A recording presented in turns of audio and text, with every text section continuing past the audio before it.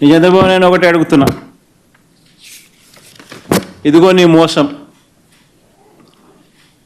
ఎన్నికల వేళ నువ్వు చెప్పినావు ఇది చేస్తాను అని. ఇదిగో నీ సూపర్ 6. దీనికి కావాల్సిన బడ్జెట్ ఇది 74,000 కోట్లు.